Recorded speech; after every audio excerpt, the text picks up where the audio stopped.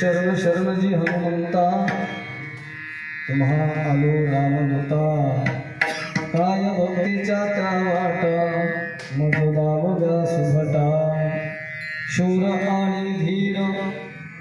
आणि धीर स्वामी कार्या पैसादर काय भक्तीच्या त्या वाटा मज दावव्या सुभटा तुका म्हणी रुद्रा अंजनीची या कुमारा काय भक्तीच्या त्या वाटा मज दावव्या सुभटा परमपुरुष शौरी पांडुरंगा मुरारी कमलनयन कान्हा गोपिका चित्तहारी प्रगट निकट शोभे रुक्मिणी रम्य वामी सदय धवलहासं विठ्ठलं चिंतयामि पांडुरंगा गुरु प्रथम नमो दुसरी चरणा संतांची या त्यांच्या कृपादाने कथेचा विस्तारो बाबाजी सद्गुरुदास तुका नमामि सद्गुरुं शांतं सच्चिदानंद निग्रहं पूर्ण ब्रह्मपरानंदमीशमानंदी वल्लभम् ओम नमो ज्ञानेश्वरा करुणाकरा दयाळा तुमचा अनुग्रह लाधलो पावन झालो चराचरी जयांचे केले स्मरण होय सकळ विद्येंचे अधिकरण तेची वंदू श्रीचरण श्री गुरूंचे ते नमस्कारोनी आता हरी शरण शरण जी हनुमंता शरण शरण जी हनुमंता तुम्हा आलो रामदूता काय भक्तीच्या त्या वाटा मज दावाव्या सुभटा हे दुःख भंजन मारुती नंदन हे दुःख भंजन मारुती नंदन सुनलो मेरी पुकार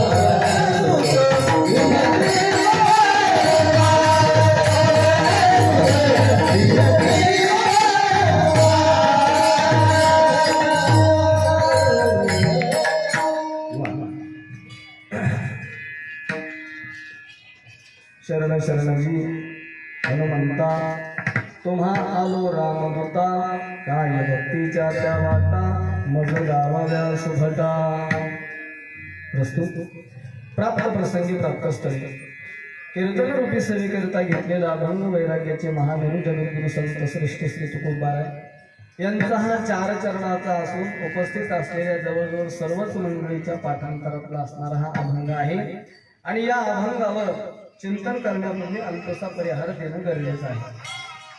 सालाबादाप्रमाणे गेल्या कित्येक वर्षापासून संपन्न होत असणारा हा हनुमान जन्मोत्सव सोहळा आणि त्या निमित्ताने कीर्तन असेल, काय फराळ असेल, जेवण असेल, काय आपल्या जे नियोजनात असते काय राहतं बरं हा जेवणच पाहिजे, याचा काही उपवास नसतो। उपवास रामनवमी, जन्माष्टमी, वृषण जयंती, आणखी महाशिवरात्र, रामनवमी हे असे उपवास 5 ते आणि 24 एकादशी या अशा वैष्णवाचे असणारे उपवास. आणि म्हणून हनुमान जन्माचा उपवास जरी धरला तरी तो जन्मापर्यंत धरतात. आता तेवढं सगळं तर कोणी काही खात नाही. म्हणून तो उपवास काही सांगितलेला नाही आहे. आणि धरला तुमची भावना असेल, श्रद्धा असेल, कोणाने धरला तरी काही अडचण नाही आहे. पण जे उपवास धरायचे सांगितले आणि ते जर धरले नसेल तर मग मात्र दोष लागतो. म्हणून नित्याच्या नेहमीच्या प्रमाणे हा कार्यक्रम सर्व गावकरी मंडळी अतिशय आनंदाने उत्साहाने साजरा करतात. त्यामध्ये मला वाटतं आमचे मधुदादा पानसरे यांच्या माध्यमातून हे निमंत्रण माझ्यापर्यंत आलं आणि आपण सर्वजण अतिशय धावपळ करत इथपर्यंत आलेले आहात. अर्थातच हे वातावरण सगळं बदललं पावसामुळे.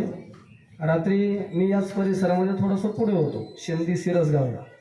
म्हणजे तिथे कार्यक्रम होता 7 ते 9चा, पण तो कार्यक्रम सुरू झाला बरोबर 7ला आणि 8ला वरचा कार्यक्रम सुरू झाला. खालचा पण करावा लागला. मग इथून आश्रमावरती गेलो आणि तिथे ते ज्योत घेऊन येत होता आमचे इथले विद्यार्थी मुलं. तो कार्यक्रम रात्री 2-2:30 वाजेपर्यंत चालला.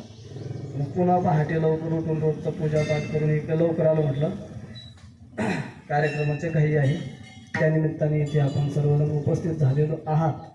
आणि गावातील असणारी सर्व ज्येष्ठ श्रेष्ठ भजनी मंडळ, ते तुम्हाला वाटत होतं विनेकरी चांगली पावली का, तर धोतर नवीन नसले तर. आणि आमचे विनेकरी काय नाव गाव?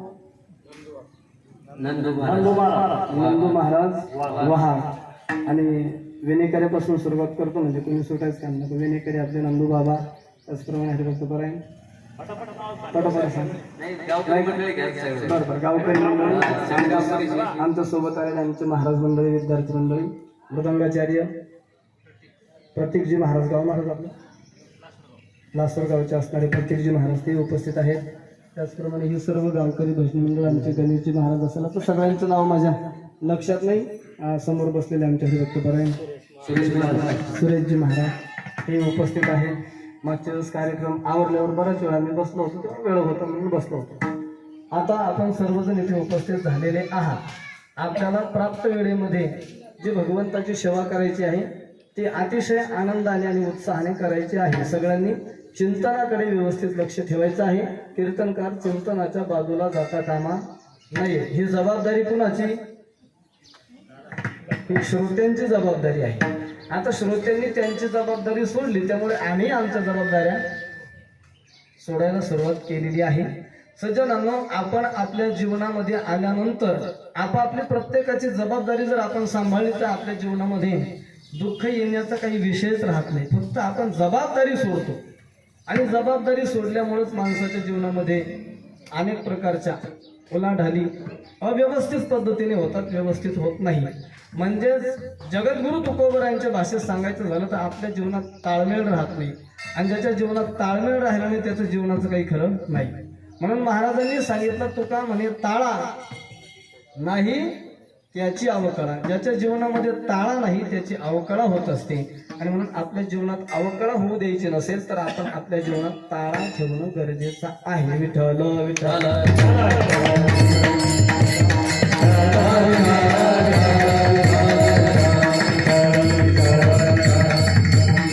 हो.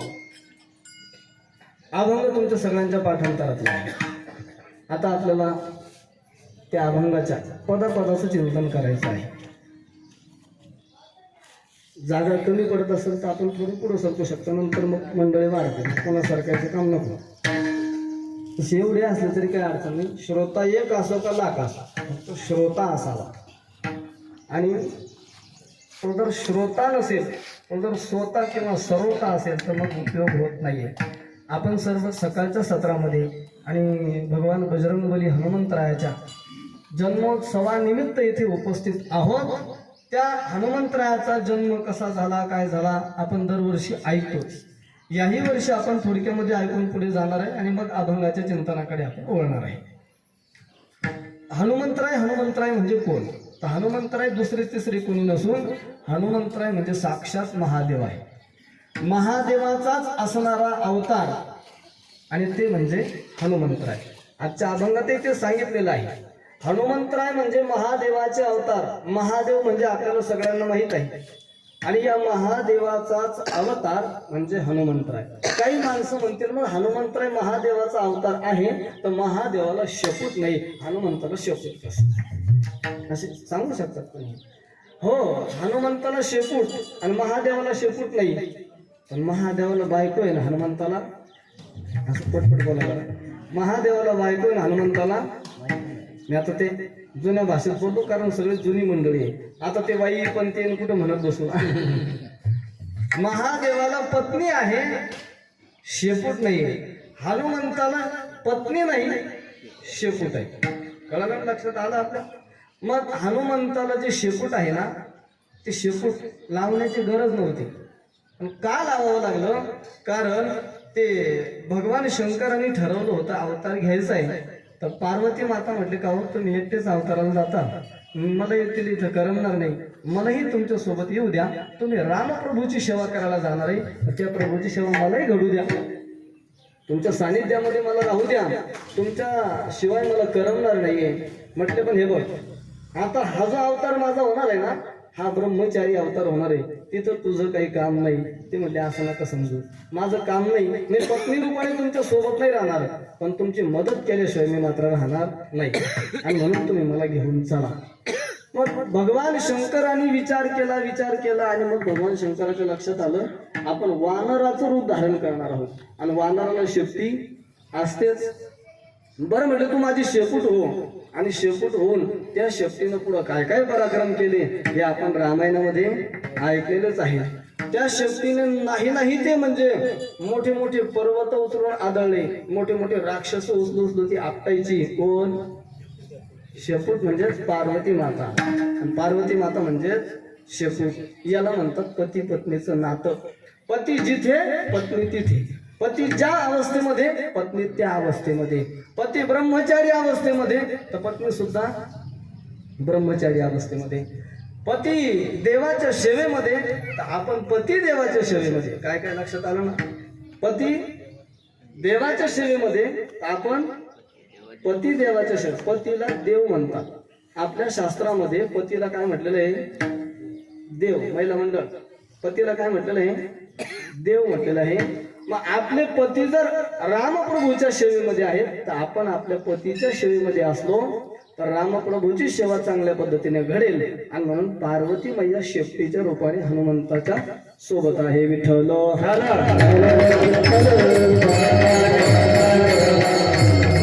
म्हटलं, पण हा अवतार घ्यायचं कारण तरी काय नेमकं? त्याचं कारण असं आहे, अंजनी माता ऋषमुख नावाच्या पर्वतावरती तपश्चर्या करत बसलेली होती. कशासाठी? आपल्याला चांगला पुत्र व्हावा, चांगलं काही मिळवायचं असेल तर त्याच्यासाठी कष्ट सुद्धा चांगले करावे लागतात.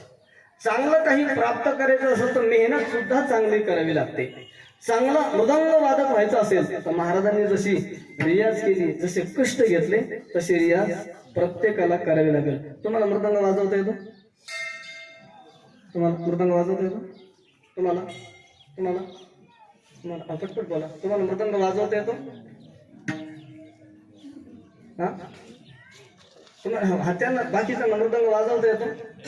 असं खोटं नका बोलू राव, सगळं सरस खोटं बोलतात माझ्या समोर. मृदंग हा प्रत्येकाला वाजवता येतो. तेच काय असं हाणलं की ते वाजणार आहे. फक्त बघा ना, तुम्ही खोटं वाटत असेल तर उठून या, एक थाप मारून बघा, पण इकून नका मारू, पलीकडून मारा. एक थाप वाजवून बघा, ते आवाज देणार आहे. माझा फक्त मुद्दा हा होता, मृदंग प्रत्येकाला वाजवता येतो, पण शास्त्र शुद्ध वाजवता येतो का? नाही. आवाज निघेल कसंही, पण शास्त्र शुद्ध आवाज काढण्यासाठी कष्ट करावे लागतील. मग हिवाळ्या दिवसामध्ये बोटातून रक्त पडेपर्यंत रियाज करावे लागते, आणि तेव्हा मग कीर्तनामध्ये लोक म्हणतात वा वा वा. चांगल्या प्रकारची कुठलीही गोष्ट प्राप्त करायची असेल तर मेहनत सुद्धा चांगल्या पद्धतीनेच घ्यावी लागेल. साऊंड सिस्टीम वाले आहेत, त्यांना ही सिस्टीम जगामध्ये प्रत्येकाकडे असू शकते किंवा अनेक जणांकडे असेल, पण तुम्ही सगळ्याच्या सिस्टीम लावता का? ज्यावेळेस सप्ताह वगैरे काही कार्यक्रम असतो त्यावेळेस रिसर्च चालू होतो, कोणते महाराज घ्यायचे, कोणता मृदंगवादक घ्यायचा, कोणते गायक घ्यायचे, हे सगळं झालं. सिस्टीम जर चांगली असेल तर यायला महत्व आहे. नाही तर किती चांगला वादक, किती चांगले गायक असतात, किती चांगला कीर्तनकार असू द्या, आणि सिस्टीम चांगली नसेल तर मग सगळे विचार करते नाही नाही सिस्टीम लावायची तर कुणाची काय ना जावळे भाऊजीच का लावायची, त्यांच्यासारखा आवाजच कोणी गाडीत नाही म्हटले. म्हणजेच काम तेच असतं, पण ज्यांनी क्वालिटी दिली, क्वालिटी तेव्हाच देता येते जेव्हा कष्ट घेतलेले असतात तेव्हा. अंजनी माता विचार करत होती, मुलं तर सगळ्यांनाच होतात, मुलं तर सगळ्यांनाच होतात. मानवाला आयुष्यभरामध्ये 2-3 मुलं तुमच्या जीवनामध्ये तुम्हाला प्राप्त होतात, मिळतात, किंवा 2-3 जन्म तुम्ही 2-3 मुलं तुम्ही जन्माला आणता. पण सज्जनांनो, मांजरी कुत्रे वगैरे यांचा जर विचार केला तर आयुष्यात कितीतरी लेकरं त्यांना होतात, पण त्यांच्या लेकराचं असं कुठं नाव गाजलं ऐकलंय तुम्ही? एखाद्या मांजरीचं पोरगं कलेक्टर झालं, एखाद्या कुत्रीचं बिल्लू डॉक्टर झालं नाही का? त्यांना फक्त जन्माला घालता येतं, पण विशेषत्वाने जन्माला घालायचं असेल तर ते फक्त मानवी प्रकृतीमध्येच आहे. मानवाने जर ठरवलं की आपल्याला खूप मोठा शूरवीर मुलगा जन्माला घालायचा आहे तर त्याला घालू शकतात.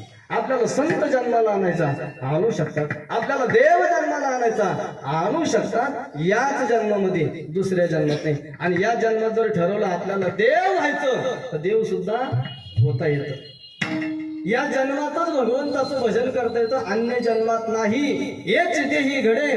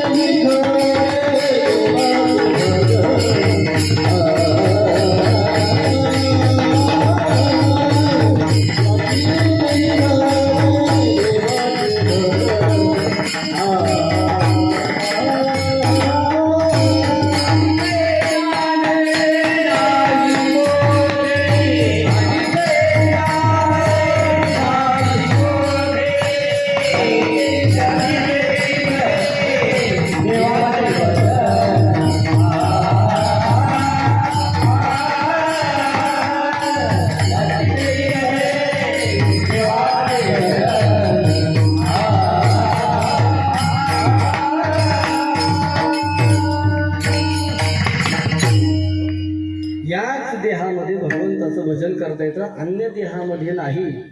आणि म्हणून सज्जनांनो, त्या अंजनी मातेने ठरवलं की आपल्याला चांगला मुलगा जन्माला आणायचा. चांगला म्हणजे कसा? जो शूरही असला पाहिजे, जो धीरही असला पाहिजे, जो वीरही असला पाहिजे, नवे नवे सर्व गुण संपन्न असणारा मुलगा आपल्याला जन्माला घालायचा आहे. आणि त्यासाठी आपल्याला काहीतरी साधना करावी लागणार, तपश्चर्या करावी लागणार. सज्जनांनो, पीक चांगलं घ्यायचं असेल तर शेतीची काय करावी लागते? शेतकरी वर्गाने आपण सगळे शेतीची काय करावं लागते? थोडं मला बोलत चला. शेतीची मशागत करावी लागते, तर त्याचं पीक चांगलं येतं. नाही तर एकदा नांगरणी केली आणि नांगरणी झाल्यानंतर पाऊस पडला म्हणून फक्त शेतात गेला, पेरून दिलं आणि डायरेक्ट काढायलाच गेला, तर पीक चांगलं येईल ना? नाही. त्याला त्या शेतात फक्त गवतच दिसायचं, पीक दिसणार नाही. आणि दिसलं तरी जिथे क्विंटल व्हायचंय तिथं किलोवर थांबावं लागेल. म्हणजे 99 पटीने त्याच्या जीवनात त्याचा तोटा होतो. सामान्य शेतीमध्ये जरी एवढा मोठा तोटा होतो, तर आपल्या जीवनामध्ये येणारी संतती ही जर संस्कारयुक्त आणि चांगली जन्माला नाही आली तर किती मोठा तोटा होतो. पिढ्यान पिढ्या बर्बाद होतात. शास्त्र असं सांगतं, घरामध्ये जर चांगला मुलगा जन्माला आला तर किती पिढ्याचा उद्धार होतो? 21 पिढ्याचा उद्धार होतो. आणि चांगली मुलगी जन्माला आली तर 21 दोन्ही 32. मला गणित येत नाही. 21 दोन्ही 42. 42 पिढ्यांचा उद्धार करण्याची ताकद त्या मुलीमध्ये आहे. पण कोणत्या? चांगल्या. 21 पिढ्यांचा उद्धार करण्याची ताकद त्या मुलामध्ये आहे. पण कोणत्या? चांगल्या. आणि 21 पिढ्यांना बर्बाद करण्याची ताकद कोणात आहे? मुलामध्ये आहे. 42 पिढ्यांना बर्बाद करण्याची ताकद कोणात आहे? मुलीमध्ये. म्हणून वाईट जर असेल तर 42 21 यांना बर्बाद करून टाकतात. त्यासाठी आपल्या पिढ्यांचा उद्धार व्हावा आणि म्हणून आपल्या पिढीत चांगला मुलगा जन्माला यावा असा विचार केला अंजनी मातेने, केशरी वानराने. आणि मग तपश्चर्या करू. खूप वर्ष तिने तपश्चर्या केलेली आहे आणि तपाच्या शेवटी भगवान शंकर प्रगट झाले. अंजनीच्या तपासाठी,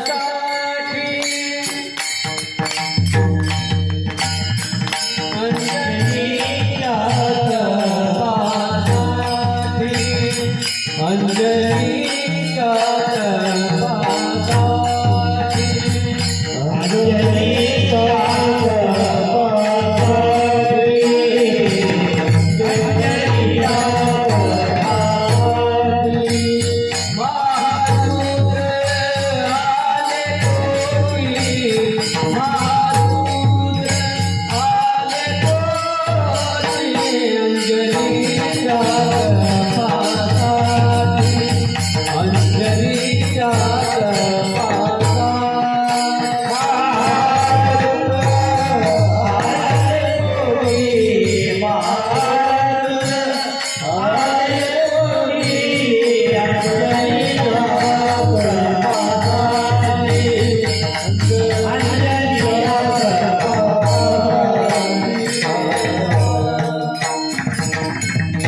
अंजनीच्या पूर्ण झालेलं आहे. भगवान शंकर प्रगट झाले आणि प्रगट झालेल्या भगवान शंकराने अंजनीला सांगितलं, अंजनी डोळे उघड, मी प्रगट झालेलो आहे.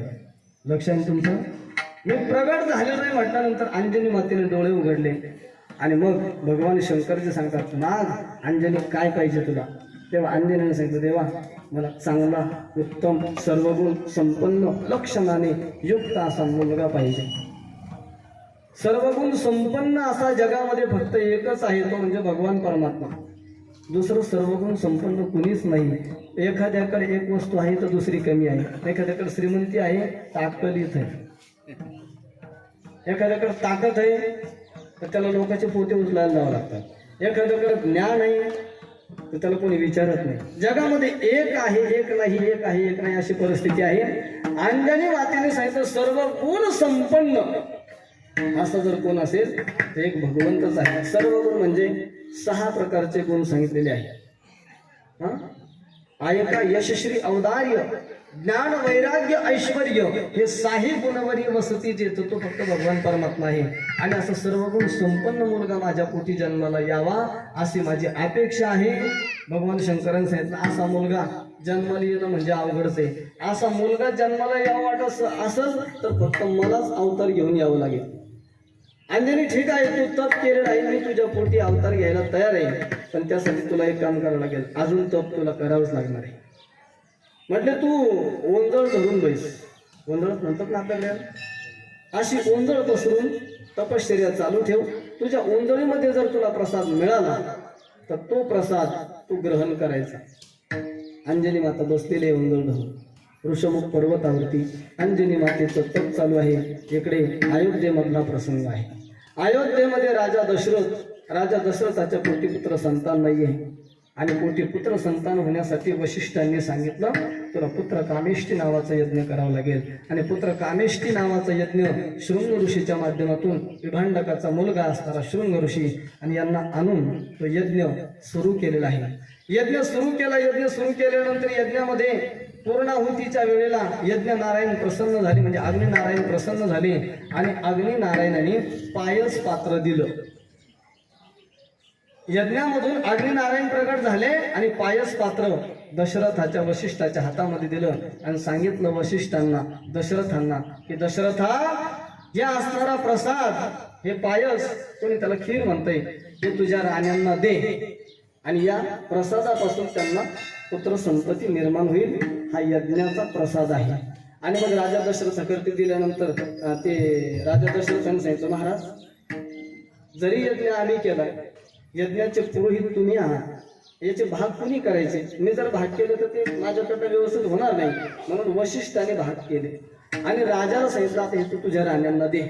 मग राजाने तो नियमाप्रमाणे दिला. राजाचा काही त्याच्यामध्ये दोष नाही. राजाने तो प्रसाद उचलला आणि सगळ्यात मोठी राणी कोण होती?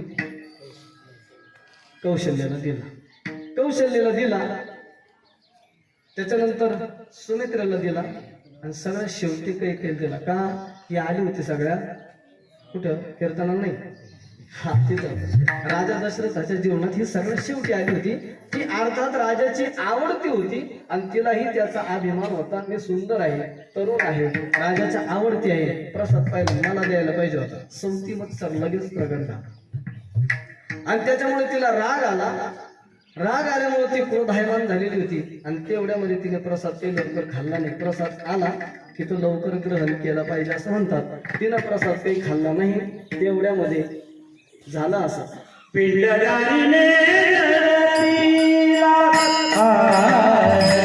पिंडदारिणे रतीला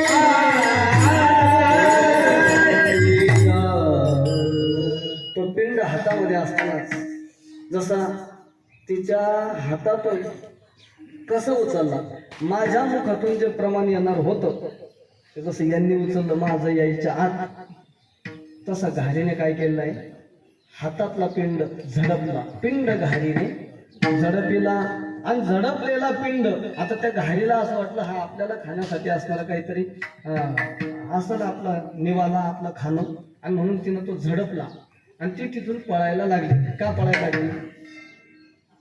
काही चुकीचं काम केलं का? माणसाला भीती वाटत असते. हिनं ते काही मिळालेलं खाल्लं का? नाही ना, हिसकावून घेतलेलं. हिसकावून ज्याने घेतलं त्याच्या जीवनामध्ये त्याला प्रायश्चित्त करायला लागते आणि ती वेगाने सुटली, पळू लागली. तिला वाटलं कुणी पाठीमागून जर आपल्याला दगड फेकून मारला, एखादा बाण मारला तर आपली इथंच जागेवरती शेवटची पूर्णाहुती होऊन जाईल, म्हणून ती पळायला लागली. आणि पळत असताना नेमकं ती ऋषमुख पर्वताकडे पळाली आणि त्याच पर्वतावरती अंजनी माता तप करत होती. तो असणारा प्रसाद, अंजनी माता अशी गोंधळ धरून बसलेली आहे. घार आकाश मार्गाने चाललेली आहे, पण ती आकाश मार्गाने सरळ जाणार होती. पिंड काही तिथं पडणार नव्हता. तेवढ्यामध्ये वायुदेवाने विचार केला, हा पिंड घारीने खाल्ला तर उपयोग होणार नाही. हा पिंड जर अंजनीच्या हातात पडला तर महारुद्र येणार आहे. आणि म्हणून त्या घारीच्या मुखातला पिंड खाली पडावा म्हणून जोरात वारा सुटला. कसा? काल सुटला होता असा जोरात वारा सुटला आणि त्याच्यामुळे सगळं ते त्या घारीला हेलकावा बसला. तिच्या तोंडातली वस्तू खाली पडली आणि एकदा पडली की परत धरता येत. जशी खाली पडली, पडल्याबरोबर खाली अंजनी तयारच होती. तिच्या कोंदळीमध्ये तो प्रसाद पडला आणि प्रसाद पडल्यानंतर नारदाने सांगितलं ना, अंजनीने तो सेविला. अंजनीने सेवन केला. अंजनीच्या तपासाठी महारुद्र आले पोटी. महारुद्र प्रगटला. महारुद्र तिथं प्रगट झाले. अजून नाही, फक्त अंजनीने तो प्रसाद सेवन केला आणि मग त्या प्रसादाच्या माध्यमातून अंजनी मातेच्या पोटी हनुमंतराचा जन्म झाला. बजरंग बली हनुमान पवनसुत हनुमान अंजनी पुत्र हनुमान. असे हनुमंतराय प्रगट झाले आणि ते प्रगट झाले म्हणजे जन्माला आले ती वेळ सूर्योदयाची वेळ. सूर्योदयाच्या वेळेला जन्माला आले या महाराज. सगळे इथं वाहनच वाघाची ताकद मोठी असते. प्रेमाचा एक संबंध आहे आमच्या संतोषजी महाराज ते महाराजांना धन्यवाद. आम्ही काय सांगत होतो कीर्तन. भगवान शंकरजी त्या अंजनीच्या पोटी हनुमंतरायाच्या माध्यमातून महारुद्र प्रगटाला. महारुद्र असताना प्रगट झाले पण कशासाठी? अंजनीच्या तपासाठी महारुद्र आले पोटी. मनुष्य तप केलं म्हणून पोटी आले तिथं थांबले का? नाहीये. जन्माला आल्या आल्या ह्या बाबाला भूक लागली. ते तपश्चर्याचं बाळक होतं. सांगितलं आई मला भूक लागली. आपल्या लेकराचं आणि त्याचा थोडा फरक असतो. तुम्ही बघा आपण जन्माला आलो तर आपल्याला कितीतरी दिवस स्वतःच काहीच करता नाही आलं. पण गाईचं वासरू जन्माला येऊ द्या तासाभरात ते तिच्या मागं चालायला लागते. ही ताकद आहे. आपण 9 महिने काय, वर्षभर काय, 1.5 वर्ष काय, आपल्याला 5 वर्षाचं हे कळत नाही हे कळत नाही आणि हे कळत नाही. एवढं आपलं बिघडलेलं असतं. आपण जर हे केलं आणि लवकर नाही आईला पाहिलं तर ते दोन्ही कार्यक्रम आपण इकडे घ्यायचा विचार करतो. खरं की नाही? ऐका थोडं कसं तरी वाटत असेल पण ही प्रत्येकाची अवस्था आहे. पण तुम्ही बघा बाकीच्या प्राण्यांची लेकरं ते जन्माला आले की ती आई त्याला साफ करते. तिथून पुढे त्याला साफ करायची गरज पडत नाही. आपल्याला रोज साफ करावं लागतं. अजूनही का? त्या मनुष्य शरीरामध्ये जेवढे घाण आहे तेवढे बाकीच्या शरीरात नाही महाराज. पण चला हे शरीर जेवढं वाईट आहे तेवढं चांगलंही आहे. शरीर उत्तम चांगले, शरीर सुखाचे गोष्ट आहे. शरीराला चांगलंही म्हटलं वाईटही म्हटलं. आणि ते हनुमंतराय प्रगट झाले. आई मला भूक लागली. आईने सांगितलं बाळा मी आणते जंगलातून तुला काहीतरी खाण्यासाठी. आता विचार करा तुम्ही अंजनीला बाळ झालं किती वेळ झाला? माता भगिनी सांगा किती वेळ झाला? जास्तीत जास्त 5-2 मिनिटं झाले असेल. त्याला भूक लागली. अंजनी म्हणले मी घेऊन येते. आता विचार करा तुम्ही आपल्याकडे किती अवघड परिस्थिती झाली. पहिले आपल्या माता भगिनी असत होत्या. हे मला सांगणं उचित वाटत नाही पण ते नाही सांगत तर तुमच्या जीवनात ते दुःख आहेच ना. आता झालंय असं एखाद्या मातेच्या पोटामध्ये बाळ आहे असं कळालं तिथून पुढं ती काम धंदा सगळं बंद. महिन्याला डॉक्टर आणि एवढं महिन्याला डॉक्टर शेवटी प्रसूतीच्या टायमाला पण डॉक्टर. ह्या आमच्या माता भगिनींनी 2-2, 4-4, 5-5 लेकराला जन्म दिले पण दवाखाना माहित नव्हता. खरंच ना माझा जन्म झाला. माझी आई सांगते दिवसभर शेतात काम केलं. दिवसभर शेतामध्ये काम केलं आणि शेतातल्या कामावरून घरी निघालो. घरी आल्यावर स्वयंपाक केला आईने. 7-7:30 स्वयंपाक झाला आणि 8 वाजता माझा जन्म झाला. आता हे जसं माझा जन्म झाला ना तशी जुनी मंडळी जेवढी आहे त्यांचे असेच आहे. आई कुठेतरी कामाला शेतात गेली, शेतातून काम करून घरी आली, दुखायला लागलं म्हणून त्या दाईला बोलवायचे. अहो ती ताई घरी यायच्या आत लेकराचा जन्म व्हायचा. काहीच त्रास नाही. आता काय एवढं बिघडलं? आता का सिजर शिवाय बाळ जन्माला येत नाही? त्याचं कारणच हे आता शरीराची मेहनत नाही. पूर्वी गरोदर असो का काय असो तुला दळण दळावं लागणार, सारवावं लागणार, पाणी आणावं लागणार. एवढं राबवून घ्यायचे महाराज तिला त्यावेळेस वाईट वाटायचं. एवढं राबवून घ्यायचे तिला वाईट वाटायचं पण ते तिच्यासाठी खूप चांगलं होतं. त्या बाळासाठी खूप चांगलं होतं. आता आमचं असं झालंय एक लेकरू शिजर, दुसरं लेकरू शिजर, तिसरं व्हायचं कामच नाही. खूप अवघड परिस्थिती झाली. आता तर मला काय करायचं माझ्यासारख्या? पण मग आमचं कामच ते ना जे योग्य असेल जे जगाच्या उपयोगाचं असेल ते तुमच्यापर्यंत तुका म्हणे मज झालेले. हाही एक निरोपच आहे. सज्जन लोक जर जन्माला आले, कर्म प्रधानता देणारे लोक जर या जगामध्ये वाढले तर आळशी लोक जास्त राहणार नाही. आणि म्हणून महाराज या जगामध्ये हे 2 माणसं दिसले का दगड बांधून रीत टाकले पाहिजे. पण ते एक गरीब असून कष्ट न करणारा, काय थोडी मदत करा. एक गरीब असून कष्ट न करणारा असं जर दिसला तर गळ्याला दगड बांधायचा, गिरीत टाकायचा, वर नाही आला पाहिजे. आणि दुसरा आहे का, श्रीमंत असून जर दान करत नसेल सत्कार्यामध्ये, कुठलंही असू द्या, श्रीमंत असून जर तो दान करत नसेल तर त्यालाही दगड बांधायचा आणि तो पहिला टाकला का त्याची रीत यालाही टाकायचं. असं माझं मत नाहीये, पण असं शास्त्राचं मत आहे. श्रीमंत व्यक्तीने दान धर्म केला पाहिजे आणि गरीब माणसाने कष्ट केले पाहिजे. जन्माला आलो, संपत्तीही कमवायची आहे आणि भगवंतही प्राप्त करायचा आहे. कारण या सगळ्या गोष्टी, संपत्ती म्हणजे वेगळं समजू नका. पुरुषार्थामधला एक पुरुषार्थ आहे धर्म, अर्थ, काम, मोक्ष. धर्म, त्याच्या पुढे काय 2 नंबरला अर्थ, त्याच्या पुढे काय काम, आणि त्याच्या पुढे मोक्ष आहे. हे बघा ना तुम्ही, पहिला आहे तो धर्म, शेवटी आहे तो मोक्ष. हे 2 मध्ये का घातले? उगाच काही काम नव्हतं म्हणून धर्म, अर्थ, काम, मोक्ष नाही. शास्त्राचं एक एक एक कोहामा सुद्धा चुकीचा नसतो. उकार, वेलांटी, मात्रा हे सुद्धा चुकीचं नसतं. धर्म पुढं आहे अर्थ. अर्थ कमवा तुम्ही, पण धर्माला धरून. काम भोगा, पण मोक्ष मिळेल असा काम भोगा. मग त्यासाठी शास्त्राने आपल्याला काम काम काम म्हणजे अनेक त्याच्या गोष्टी असतात, पण एक विचार जर केला सगळ्यांच्या दृष्टीने तर काम म्हणजे शब्दाचा अर्थ शास्त्राचा सांगतो. इदम मेस्यात, इदम मेस्यात इथे काम शब्देने शब्देत. हे मला पाहिजे, ते मला पाहिजे, हे मला पाहिजे, ते मला पाहिजे, असा काम शब्दाचा अर्थ होतो. हे बाकीचे भोग सोडून द्या. पण हे मला पाहिजे, ते मला पाहिजे, ठीक आहे, पण माझं ते मला पाहिजे आणि दुसऱ्याचं ते दुसऱ्याला पाहिजे, असं जर असेल तर मोक्षाच्या वाटेला जाते. माझंही मला आणि दुसऱ्याचंही मला, हे दुर्योधनाची वृत्ती जर असेल तर मग आपल्याला मोक्ष मिळणार नाही. म्हणून धर्म, अर्थ दोन्ही जोडी, काम आणि मोक्ष दोघांची जोडी, अशा पद्धतीने कमवणं गरजेचं आहे.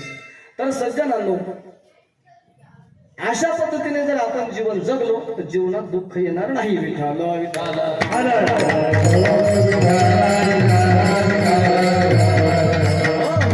ऐका, मुद्दा काय आपला, अंजली आत्ताच बाळाला जन्म देते आणि मुलाला खायला आणायसाठी कुठं जाते, पुन्हा जंगलात जाते.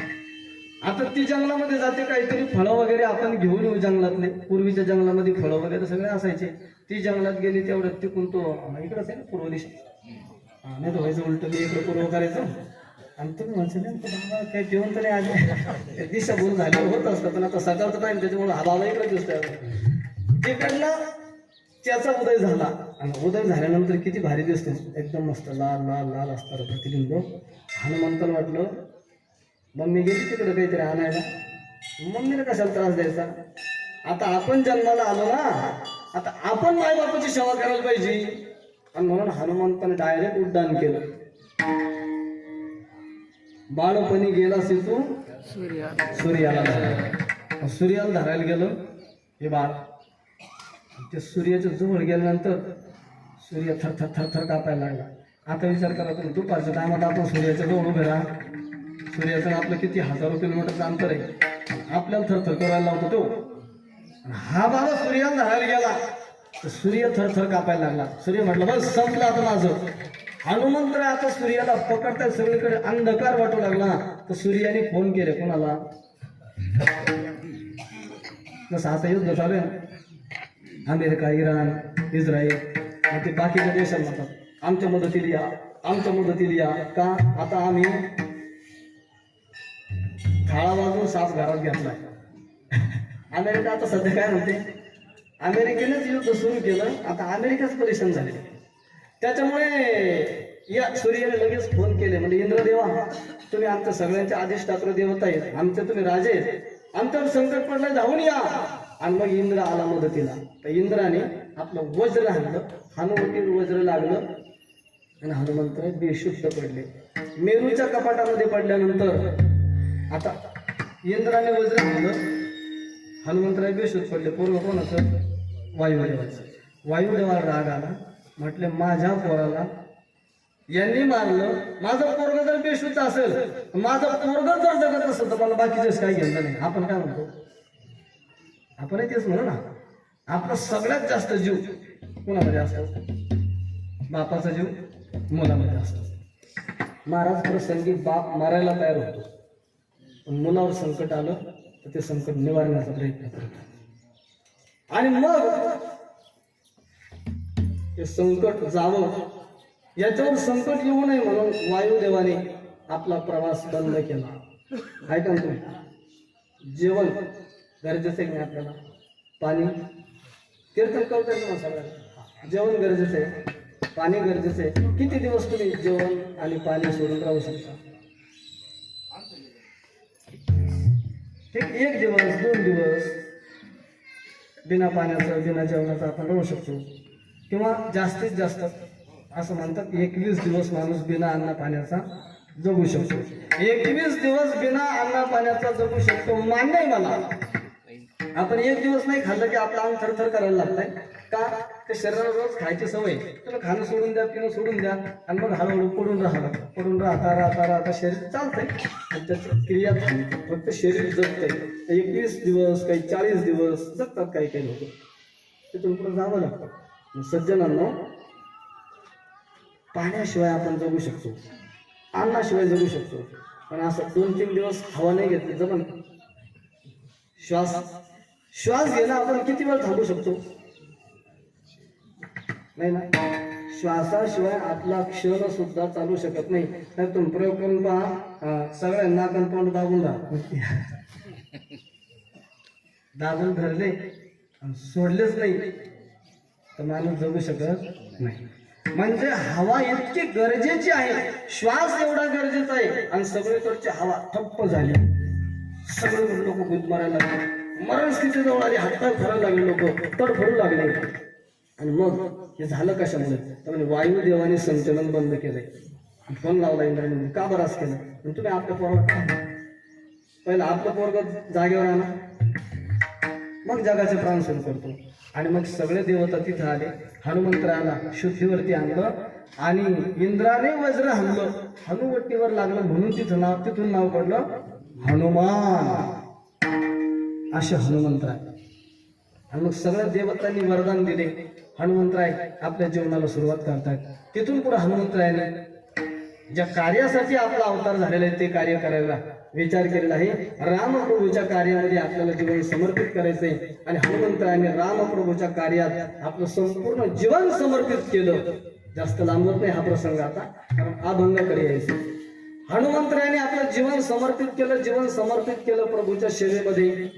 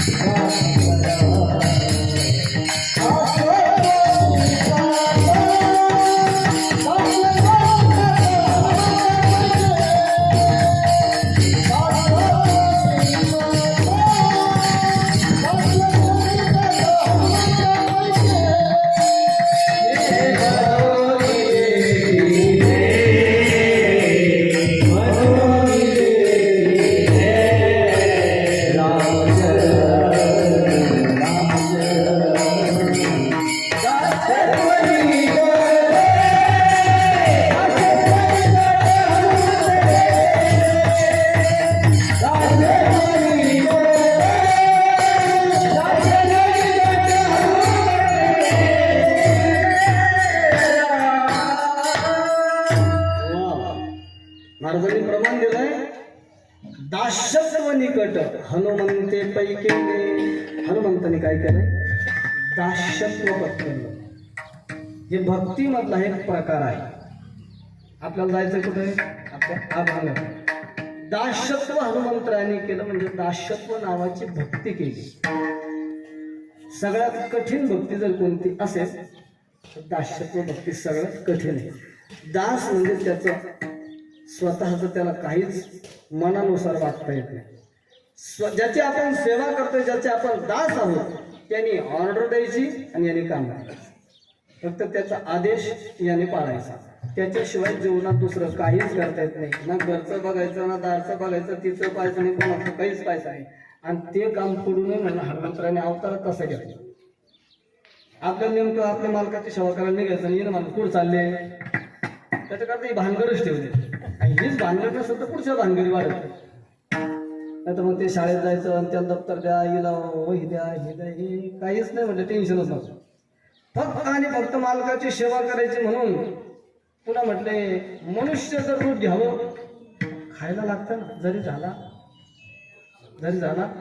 हा असं म्हणून पटकन जरी झाला संन्यासी, माध्यान्नाशी तोंडवासी. कुणी का असे ना त्याला भूक लागते आणि त्यावेळेला त्याला दिलं पाहिजे. पण म्हटलं भूक लागते मग स्वयंपाक बनवा, हे करा, हे सगळे राडे करायचे. मग स्वयंपाक आपण बनवायचा तर वेळ जाणार. तेवढ्यात आपल्या मालकाने काहीतरी आदेश द्यायचा, आपण स्वयंपाक झाला की मग येतो. नाही, मालकाचा आवाज यायच्या आत तिथं हजर, त्याला म्हणतात खरा नोकर. खरा नोकर त्याला म्हणतात.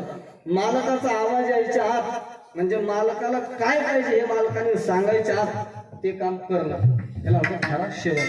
आपल्या पतीला काय पाहिजे हे पतीनं सांगायच्या आत पतीला देणं, तिला म्हणतात हातातून म्हणा. आपल्या गुरुच्या मनात काय आहे ते शिष्याने ओळखून ती सेवा पटकन करणे, याला म्हणतात गुरु दास्य. त्याला म्हणतात पती दास्य, त्याला म्हणतात मालकाचं दास्य. म्हणजे वेगवेगळे प्रकार आपण लक्षात घ्या. ज्याची आपल्याला सेवा करायची, त्याचं दास्यत्व करायचं, त्याच्या मनानुसार त्याला काय पाहिजे हे पटकन करायला पाहिजे. ज्ञानोबरायची ज्ञानेश्वरी उघडा. ज्ञानोबराय श्री गुरुचं वर्णन करत असताना ज्ञानोबराय सांगतात श्री गुरुचे मन जया देईल अवधान. श्री गुरुच्या मनात जे येईल ना ते लगेच मी तयार होणार. श्री गुरु ज्या रस्त्याने चालणार आहे तो रस्ता मी झाडणार आहे. मी श्री गुरुला झोपण्यासाठी सेज तयार करणार आहे, त्यांचे पाय चेपत बसणार आहे, त्यांची असेल नसेल प्रत्येक असणारी सेवा मी त्यांची करणार आहे. श्री गुरुच्या मनात जी गोष्ट येईल ती करण्यासाठी मी अगोदर पुढे असेल, म्हणजे ही गुरुसेवा. याला म्हणतात दास्यत्व भक्ती. हनुमंतानेही जीवनामध्ये तेच केलं. रामप्रभूचा आदेश यायच्या आत हनुमंत कामासाठी सज्ज. काहीही अडचण प्रभूला आली की प्रभू टेन्शन मध्ये दिसले की हनुमंत गदा घेऊन पुढे, प्रभू हम है आप आदेश करो. आणि जीवनभर त्यांनी तेच केलं. माझा मुद्दा हा आहे, हनुमंतरायाने दास्यत्व नावाची भक्ती केली आणि भक्ती त्यांनी केली, त्या भक्तीचा त्यांना पूर्ण अनुभव आहे. ज्याला अनुभव आहे ना तोच पुढच्याला मार्गदर्शन योग्य करू शकतो, नाही तर मार्गदर्शन व्यवस्थित होत नाही. अगोदर काय लागतं? अनुभव लागतो. एखाद्या डॉक्टरकडे आपण गेलो, डॉक्टरांनी तपासणी वगैरे केली आणि सांगितलं तुम्हाला तुमचं ऑपरेशन करावं लागते. ऑपरेशन कर, आपला काळ आपल्यासोबत वारकरीची पद्धत आहे. तुम्हाला तेवढं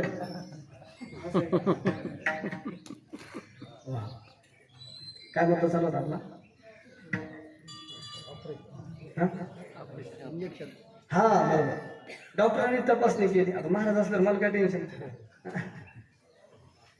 जुने तत्व चिंतक आहेत आणि अतिशय त्यांचा स्वभाव, त्यांचं राहणं एकदम साधा आहे. साधा असतं म्हणजे ते साधा असतं असं समजू नका.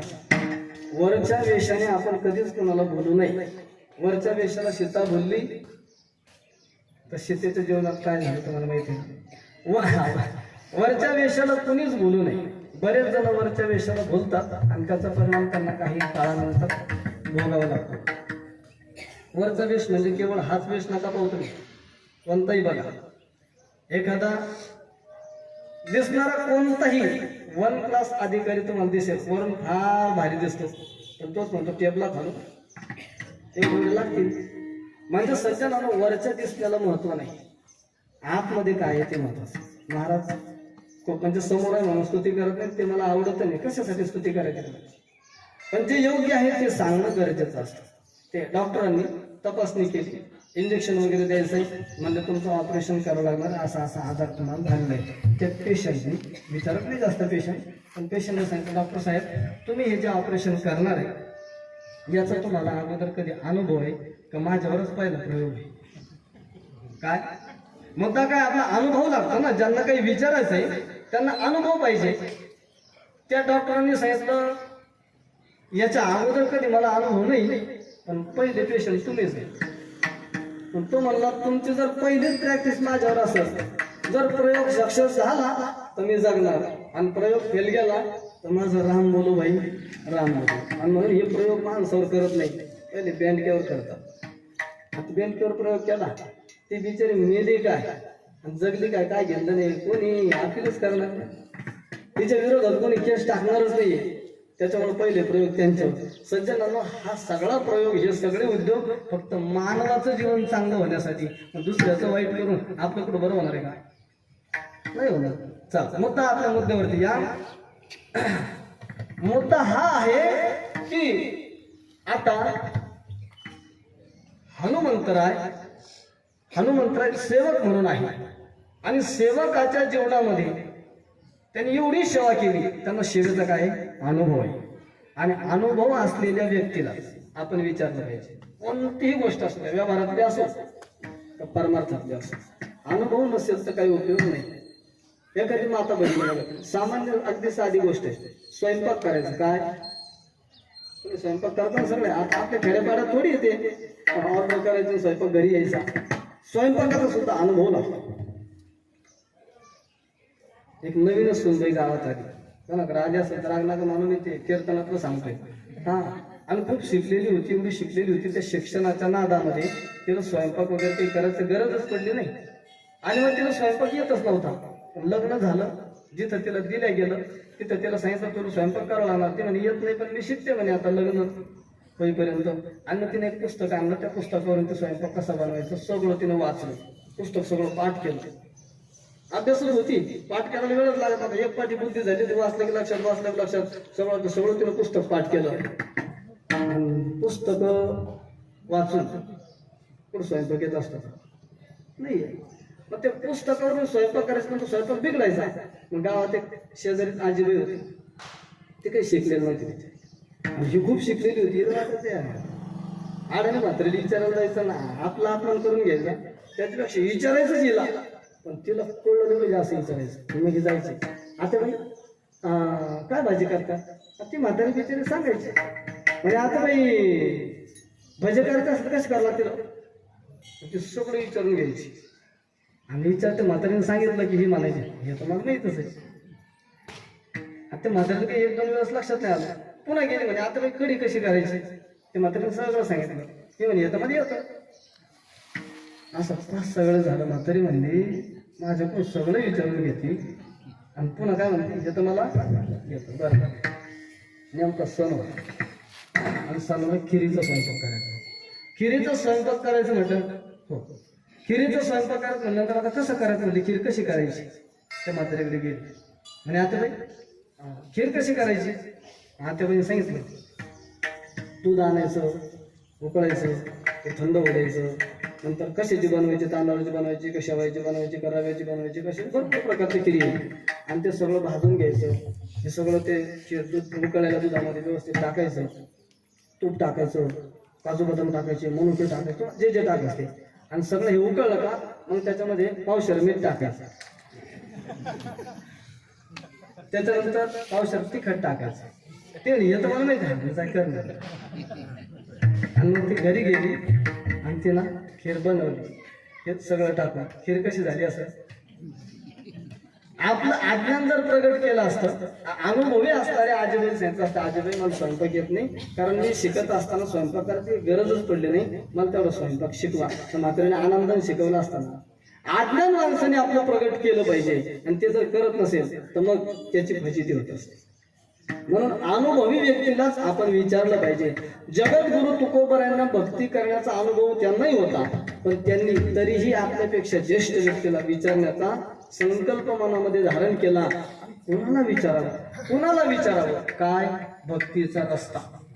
आपण भक्ती करतोय, पण या सामान्य जनतेलाही ती भक्ती कळाली पाहिजे. आणि ती भक्ती आपण सांगितल्यापेक्षा आपल्यापेक्षा परमार्थातला श्रेष्ठ जो असेल त्याला ती भक्ती आपण विचारू. पण विचारायला जायचं, "अय, भक्ती कशी करत सांग ना." असं करतं तरी तुम्हाला आऊत पाहिजे. आता गरज नाही आवताची, पण तुम्हाला ट्रॅक्टर पाहिजे पेरण्यासाठी.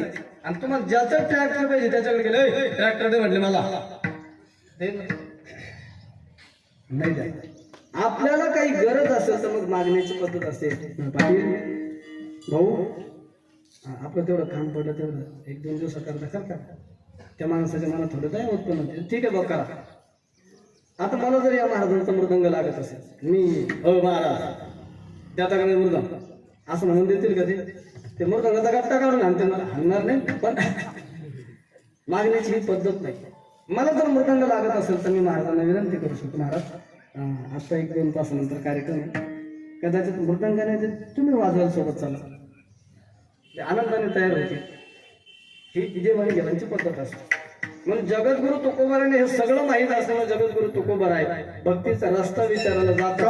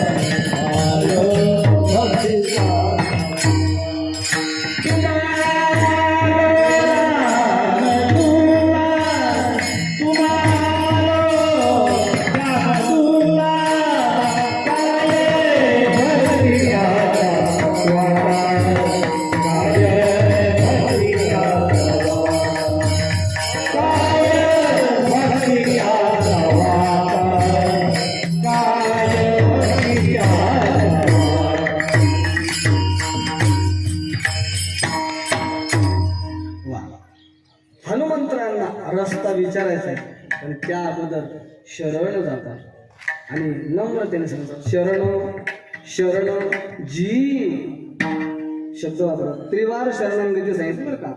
शरण जी हनुमंता, मी तुम्हाला शरण आलो, मला भक्तीचा मार्ग. शरण जी हनुमंता, तुम्हा आलो रामदूता. ऐका ना तुम्ही, हनुमंताला ज्या वस्तूची आवड आहे ती म्हणजे रामाची आवड. आणि हे रामदूता, रामरायाच्या सेवका, मी तुम्हाला शरण आलो. आणि मग हनुमंतराय तुकोबरायांसोबत बोलू लागले. म्हटले, महाराज तुम्ही मला शरण आले, शरण येण्याचं कारण काय? कारण कारणाशिवाय कार्य घडत नाही. काहीतरी कारण असेल तेव्हाच कार्य. इथं कीर्तन चालू आहे, हे कार्य आहे, त्याला कारण काय?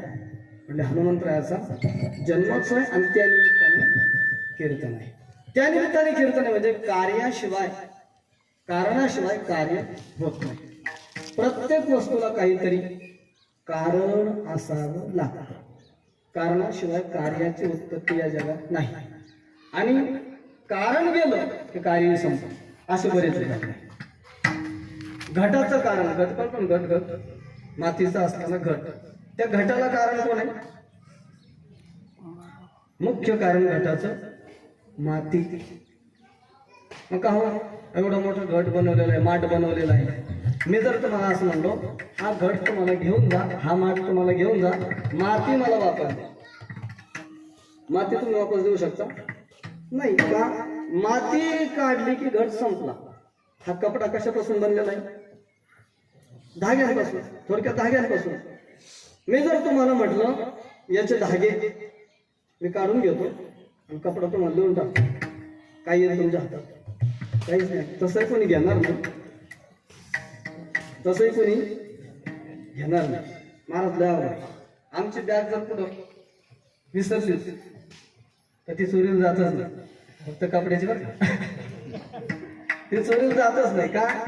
तिच्यामध्ये जर ऍड्रेस असेल तर ती बॅग ऍड्रेसवरती घरी येते आणि तिच्या नावाने दुसरं काही ठेवीतच नाही. नुसते कपडे, देवाचं काही साहित्य, मग कोण घेणार आहे का? मग असं दिलं तरी कोणी घेत नाही तर चोरून कोण घेणार आहे? काय तरी कोण तयार नाही द्यायला तयार. हा विनोदाचा भाग सोडा. भक्तीचा मार्ग विचारण्यासाठी हनुमंतरायाची आणि जगद्गुरु तुकोबरायांची चर्चा झाली आणि हनुमंतरायाने त्या भक्तीचे रस्ते तुकोबरायांना काय पाहिजे हे विचारल्यानंतर तुकोबराय सांगतात, महाराज हनुमंतराया तुम्ही रामाचे सेवक आहात. मी असं ऐकलंय, मी असं वाचलंय, रामप्रभूची सेवा करत असताना तुम्ही स्वतःच्या जीवनाचा विचार केला नाही. आणि खरंच ना महाराज, हनुमंतराय म्हणजे सामान्य नाही. अंजनीला हनुमंताला जन्माला घातलं केवळ फक्त देवाची सेवा करण्यासाठी. आणि ऐका, लंकेचं युद्ध झालं, सगळं युद्ध झाल्यानंतर ते वापस निघाले. कोण? रामप्रभू वापस निघाले. तर रामप्रभूने असा विचार केला, एवढं सगळं युद्ध झालं, आपली पत्नी चोरीला गेली, सगळ्यामध्ये सिंहाचा वाटा कोणाचा असेल तर हनुमंताचा आहे. आपण चाललेलो त्या रस्त्याने तर हनुमंताची आई ही पर्वतावरती अजूनही तिथंच आहे. जाता जाता आपण तिला भेटून जाऊ. आणि म्हणून सांगितलं, हनुमंता आईला भेटू ना. हनुमंतानं सांगितलं, प्रभू मी जीवनामध्ये जीवन तुम्हाला समर्पित केलेलं आहे, आता मला कोणीच नसेल आणि तुमच्या सेवेमध्ये मी माझं जीवन समर्पित केलेलं आहे. आपण जर आईला भेटण्यासाठी थांबलो तर तिकडे भरत जीव देईल. भरताने सांगितलेलंच आहे, प्रभू एक क्षणाचा जरी विलंब झाला तुम्हाला यायला तर हा भरत तुम्हाला दिसणार नाही. रामप्रभूंनी सांगितलं, टेन्शन घेऊ नको, आपण भारताच्या वेळेत भारतापर्यंत जाणार आहे. पण आई आहे, आईला भेटून गेलं पाहिजे. हनुमंतराय म्हटले, प्रभू माझी तर इच्छा नाहीये, आईला भेटण्याची माझी खूप तळमळ आहे, पण तुमचं काम सोडून मी आईला भेटू शकत नाही. तुम्ही म्हणतायत ना तर मी आईला भेटायला यायला तयार आहे, पण तिथं गेल्यावर लय पाडा आहे मारणं. आई समोर माझा कुठलाच पराक्रम सांगू नका. तुम्हाला काय सांगायचं असेल ते सगळं बाकीचं सांगा. आणि आईनं जर विचारलं रावणाला कुणी मारलं तर तुम्ही खोटं सांगा. हनुमंतानं मारलं कुणी? रामा. कुंभकर्णाला कुणी मारलं? लक्ष्मणाने. हे बाकीचे कुणी मारले ते सगळं सांगा. मेघनाथाला कुणी मारलं? इंद्रजिताला? लक्ष्मणाने. हनुमंताने मारलं कोणाला किंवा रावणाला कोणी मारलं तर तुम्ही एकच सांगा, हनुमंताने मारलं. ठीक आहे म्हटलं, मला काय अडचण आहे, तू माझा सेवकच आहे आणि मी मारलं का तू मारला का काय हरकत नाही. मी तुझ्या मम्मीला हे सांगून देतो. मम्मी नव्हते म्हटले, मी आता टाकलाय मध्ये. आले आल्यानंतर अंजनी माता त्या पर्वतावरती तिनं सगळ्यांचं स्वागत वगैरे केलं. आपलं लेकरू आपल्याला भेटायला आलं म्हणून कडकडून भेटलेली लेकराला. खूप दिवसापासून ते भेटलेलं नव्हतं. कडकडून भेटली आणि प्रभू वगैरे सगळे असे समोर गप्पा मारत बसले. आणि मग त्या अंजनीनं मूळ विषयाला हात घातला. म्हणजे प्रभू सीतेला चोरून नेलं असं कळालं होतं, तुम्हाला लंकेत जावं लागलं. लंकेत जात असताना खूप मोठी अडचणी तुम्हाला आल्या असतील. हे सगळं विचारत म्हणले. तिथं तर खूप राक्षस मोठे मोठे होते. रावणाचा मुलगा इंद्रजित इंद्राला हरवणारा होता. अशा इंद्रजिताला कोणी मारलं? आला तो मूळ विषय. आणि गप्पाच्या नादामध्ये प्रभू सांगायला लागले, जे जे खरं खरं होतं तेच निघायला लागलं मुखातून. म्हणले इंद्रजिताला लक्ष्मणाने मारलं, कुंभकर्णाला हे लक्ष्मण याने मारलो त्याने मारलं, हे सगळं सांगायला लागले. म्हणजे प्रभू सगळ्यात शेवटी असणारा रावण, तो रावण कोणी मारला? प्रभूच्या तोंडातून पटकन शब्द निघून गेला, मी मारला. हनुमंतराय म्हणलं, झाला ना बोला, आता काही गरज नव्हती इकडे यायची. एक तर आलो तर हा विषय काढा नकोच होता, पण आता मम्मीने काढला. प्रभूला अगोदर सगळं सांगून ठेवलं होतं. प्रभूला पुन्हा घोळ केलाच. असं ऐकल्याबरोबर महाराज अंजनीचे तळपायाच्या आगमस्तकाला गेले. माझ्या प्रभूला त्रास सहन करावा लागला, रावणाबरोबर युद्ध करावं लागलं. मग हंड्या काय कामाचा होता? राग आला, हनुमंता अरे तुला माझ्या दुधाची ताकद माहित नाही? आणि सज्जनांनो त्यावेळेला अंजनीच्या स्तनामध्ये दूध दाटून आलं, पान्हा दाटून आला आणि त्या दुधाची धार समोरच्या पर्वतावरती गेली तर समोरचा पर्वत दुभंगला मारला. पर्वताच्या ठिकऱ्या उडाल्या. ही माझ्या दुधाची ताकद आणि तेच दूध तुझ्या अंगामध्ये, त्याच दुधाचं रक्त तुझ्या अंगामध्ये हनुमंता, आणि तू रामाला कामाला लावलं. मग माझ्या दुधाची लाज तू राखली नाही, लाज घातली माझ्या दुधाची. महाराज रामप्रभू थरथर कापायला. तुम्ही बोलून गेलो झालं काय? याच्यामुळे हनुमंत नाही म्हणत होता, याच्यामुळे नाही म्हणत होता. महाराज त्या हनुमंतरायाला रामदूत म्हटलं तुकोबरायांनी, आनंद झाला. त्या हनुमंतरायाला शरण गेले तुकोबराय. कशासाठी? भक्तीचा मार्ग विचारण्यासाठी. का? तर त्यांना भक्तीचा पूर्ण अनुभव आहे आणि म्हणून हात जोडून विनंती करतात, मला भक्तीचा रस्ता सांगा. अभंग दुसरं काय भक्तीचा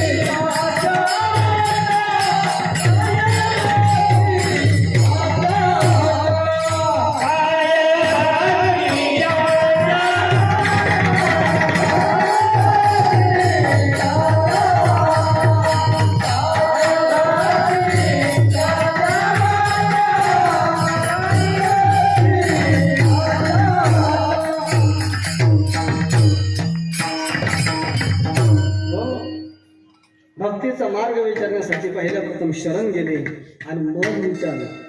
मग काय केलं? विचारलं. काय विचारलं? हनुमंतराया भक्तीच्या वाटा मला सांगा. काय भक्तीच्या त्या वाटा? मज गावाव्या सुभटा. सुभट म्हणजे चांगल्या प्रकारचा भट म्हणजे योद्धा. तुम्ही चांगल्या प्रकारचे भक्ती क्षेत्रातले योद्धे आहात आणि चांगल्या प्रकारचे योद्धे असल्यामुळे तुम्ही मला भक्तीचे रस्ते सांगा. किती प्रकार आहे भक्तीचे, काय आहे हे सगळं ग्रंथांमध्ये वर्णन आहे. श्रवणम, कीर्तनम, विष्णू स्मरणम, पादसेवनम, अर्चनम, वंदनम, दासख्यम, आत्मनिवेदनम असे 9 भक्तीचे प्रकार आहेत. श्रवण भक्ती, कीर्तन भक्ती, श्रवणम, कीर्तनम, विष्णू स्मरणम भगवंताचं स्मरण करणं, पादसेवन करणं, अर्चनम पूजा करणं, वंदनम नमस्कार करणं, दास्यम हनुमंतरायांची केली, आत्मनिवेदनम या सगळ्या 9च्या 9 प्रकारच्या भक्ती हनुमंतरायाला माहिती आहे. तुम्हाला हनुमंतरायांनी एकच केली, एक केली पण ती सगळ्यात कठीण आहे आणि सगळ्यात अवघड भक्ती जो करू शकतो, सोप्या भक्ती त्याला काही अवघड नाहीये. हनुमंतरायांनी वेगवेगळ्या अवतारामध्ये सगळ्याच प्रकारच्या भक्ती केलेल्या आहे आणि तुम्हाला प्रत्येक भक्ताचं वेगळं उदाहरण जरी बघायचं झालं तर प्रत्येकाचं वेगळं उदाहरण पाहिजे. सख्यत्व भक्ती केली अर्जुनाने, आत्मनिवेदन भक्ती केली राजा बळीने.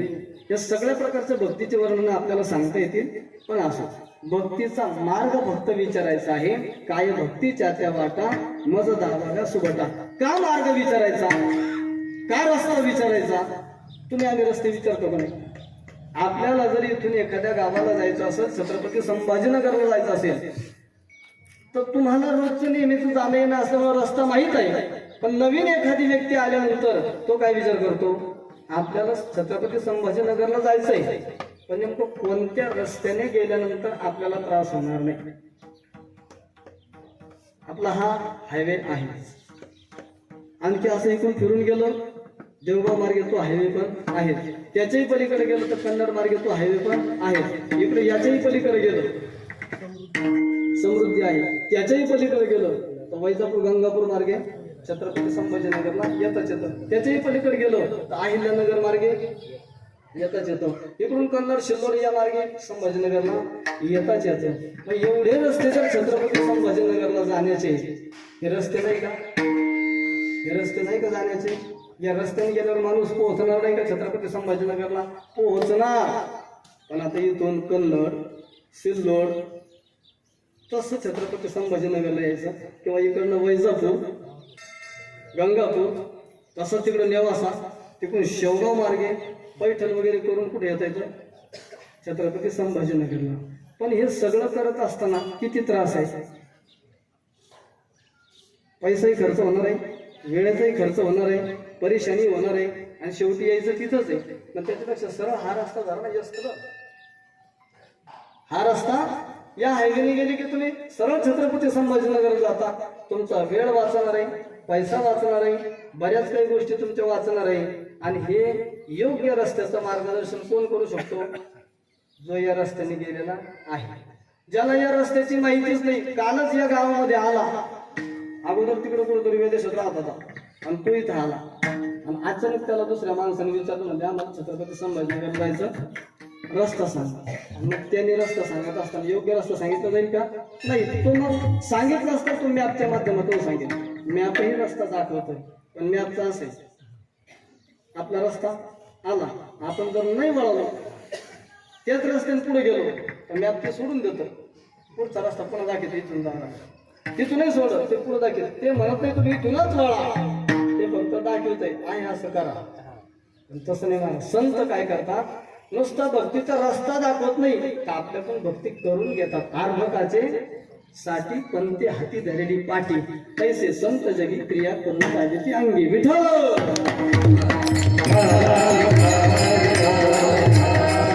आणि म्हणून काय भक्तीच्या त्या वाटा मज दावाला सुभटा.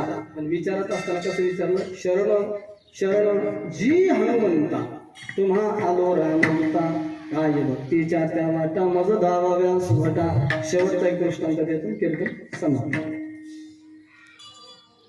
आपल्याला कोणाकडनं काही पाहिजे असेल तर पहिल्या प्रथम त्याला प्रसन्न करावं लागतं. मग आपल्याला जे पाहिजे ते मिळाल्याशिवाय राहत नाही. सामान्य ग्राम्य असणारा दृष्टांत देतो तो सगळ्यांच्या लक्षात येईल. जुना काळ होता. एका म्हातारीला ताक पाहिजे आणि ती घरात थोडं काही आवर सावर करत होती. तिने सांगितलं सुनेला, म्हटले अमुक अमुक ते अनसभा आहे ना, कोण नाही येत अनसभा असं तरी काही राग मानू नका. मी माझ्या आजीचं नाव म्हणून सांगितलं. त्या अनसभाईकडे जा आणि अनसभाईकडून ताक घ्या. आता हिला काही एवढी माहिती नव्हती. ही सुनबाई गेली. गेल्यानंतर ते बाहेर पोरग खेळत होतं. ते पोरग खेळत होतं महाराज. खेळून खेळून सगळ्या अंगाला त्याने माती लावली, घाण लावली आणि ते पोरग दिसायला एवढं काळ होतं. ढेकळात टाकलं, ढेकळून पोरग ओळखूच येणार एवढं असणार ते काळं बेंद्र पोरग. एका नाकातून धार वाहते, दुसऱ्या नाकातून धार वाहते, सगळं घाण असणार पोरग. पाहिलं आणि पाहिल्यानंतर या बाईने पाहिलं. आता त्या घरातल्या बाईला आवाज दिला, म्हटले हो. त्या मुलाच्या आईचं नाव घेतलं. मुलाच्या आईचं नाव घेतलं. तिच्या सासूचं नाव सबाई होतं. असं झालं. मग त्या घरातल्या बाईचं नाव घेतलं आणि गगा हे काय म्हणले डुकरासारखं पोरग दिसलं, सगळं चिखला तुळत हे होतं आणि अशा पोरात तुम्ही वागेता माझ्यासारख्या नेऊन जर तो टाकला असं म्हणजे कुठंतरी महाराज ते कसं का असावं, लेकरू कसं का असावं. पण आईला काय असतं? प्रिय असतं, कारण ती आई आहे. आणि असं म्हटल्यानंतर तिची तळपायची आग नसता गेली आणि एवढी तिला राग आला, एवढा राग आला. ही म्हटली ना सासून मला ताक न्यायला बोललं, ताक द्या म्हणे. ते ताक बी काही नाही आमच्या घरी म्हैसा नाही, काय नाही, काहीच नाही. सगळं आठवलं म्हणलं ताक भेटला नाही. महाराज काढून गेलो. तिनं शिव्या भेटल्या. वापस आली. तिथून फोन करतच आली. काय पाटील म्हणलं त्या म्हातारीच्या घरी मला. तिची सोन तर भले आग म्हणले. ते म्हणे ताक नाही, दूध नाही, काहीच नाही, जा म्हणले घरी. आणि आले म्हणजे वापस. मी ती सोबत भांडणच केले असतं तर तुमच्या आज्ञा नसल्यामुळे मी तसेच वापस आले. तिनं सांगितलं हे बघ तुला अजून अक्कल आली नाही, तू अजून सासू झाली नाही, तू सुनच आहे, एक काम कर तू घरातले कामं कर मी आणते मला. अहो त्यांच्या घरी नाही ना ताक नाही, दूध नाही, तूप नाही, काहीच नाही म्हणजे त्याच्या घरी, म्हशीच नाही, गाईच नाही, काहीच नाही. ते म्हणजे तुला करायचं काय? मग चाललं काहीतरी भांडं घेऊन गेला, गरज नाही कशाची, भांड्याची काही गरज नाही. म्हणजे पॅकेटमध्ये आण समजा ते तू बोलू नको, भांड तिचं टाकव तिचं.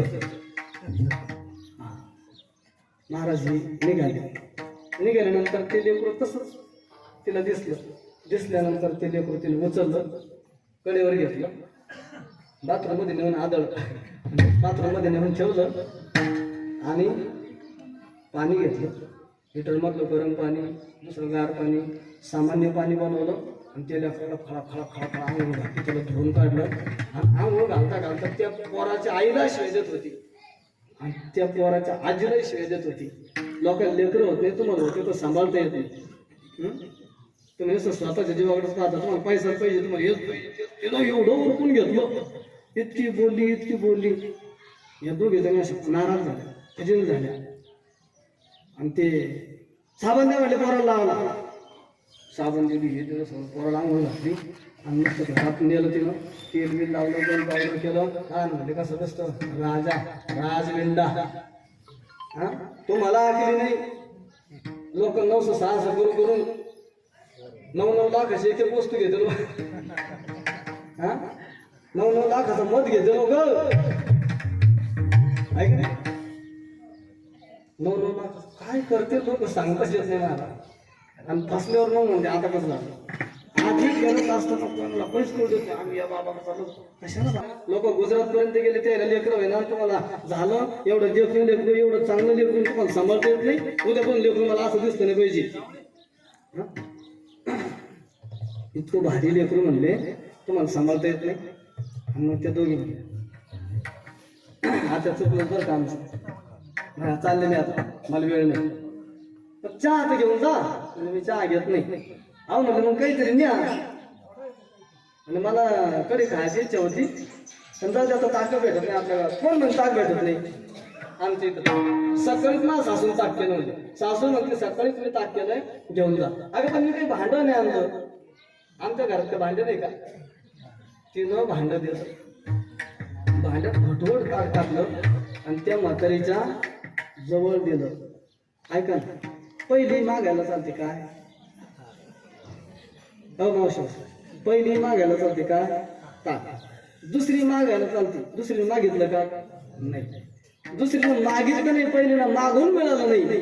याचं कारणच आहे पहिलीला मागायची अक्कल नव्हती आणि दुसरीला मागायची अक्कल होती. तुम्ही सेवा व्यवस्थित करा, मागायची गरज पडत नाही.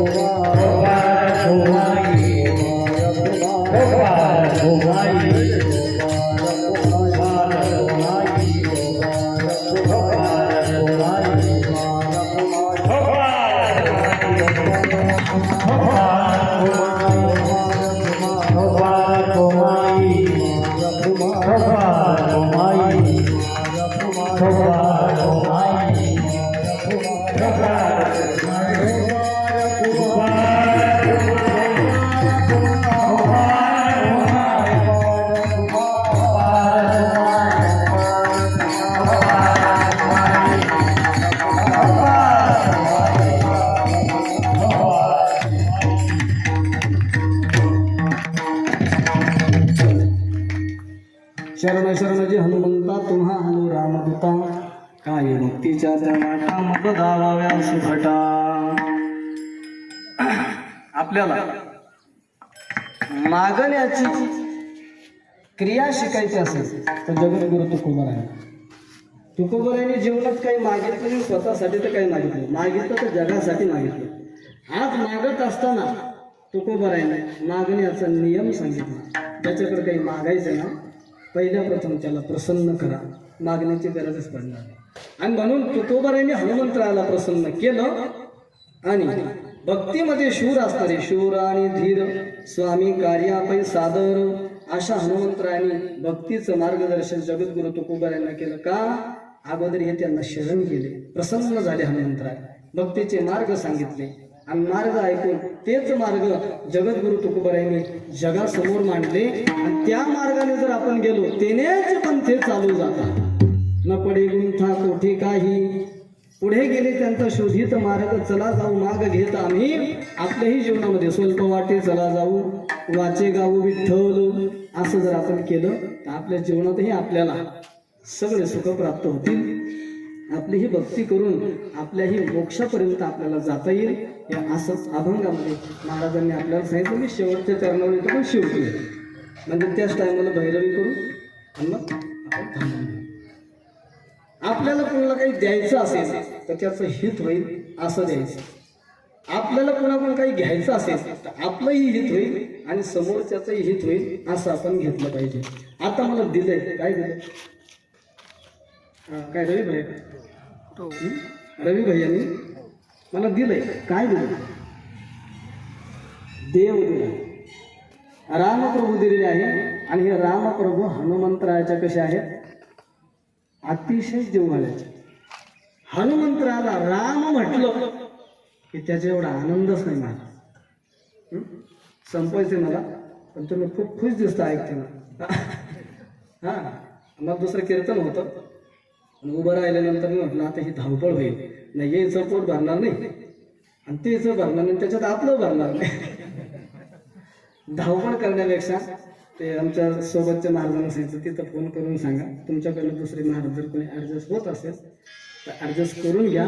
मी तारीख घेतल्यापासून, तारीख घ्यायच्या अगोदरपासून त्यांना सांगत होतो, कारण ही तर वार्षिक तारीख होती. यांनी फोन केला, ते म्हटले आमचं तर तुम्हाला दरवर्षी सांगितलेलं. त्यांना म्हटले बघा मला सकाळी कीर्तन आहे आणि ज्या गावात आपल्याला जायचं वेळ माझा पुढे होऊ शकतो. ते म्हटले झालं तरी तुम्ही 11, 11:15 या. मी तर अंदाज बघितला तिथपर्यंत आपण पोहोचू शकत नाही. एवढी धावपळ करायची कोणासाठी? आला तुमच्या लक्षात? एवढी धावपळ करायची कशासाठी, कुणासाठी? त्यापेक्षा इथं आनंदाने चिंतन करायचं. हनुमंतरायाचं सगळ्यात आवडीचं जीवन जर कोण असेल तर रामप्रभू. एक छोटंसं उदाहरण सांगतो, समजतो. हनुमंतराय शेतूवरती तपश्चर्या करत बसले. रामप्रभू दिले म्हणून मला वाढलं बरं का. हनुमंतराय शेतूवरती तपश्चर्या करत बसले होते, रामसेतू.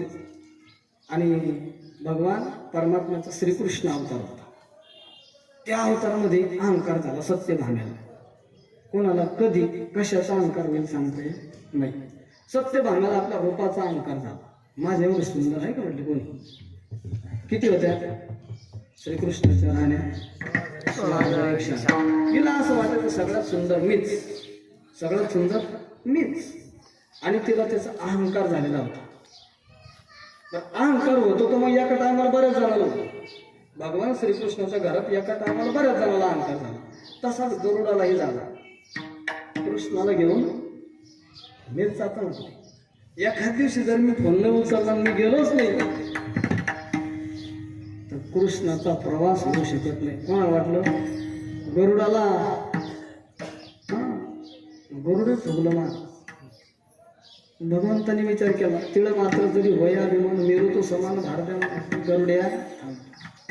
तुला दाखवतो म्हटलं सत्यभामे, तुला दाखवतो, पण ते घरच्या सोनाराचं काठ, घरच्या सोनाराने जर कान टोचले तर काय होतं?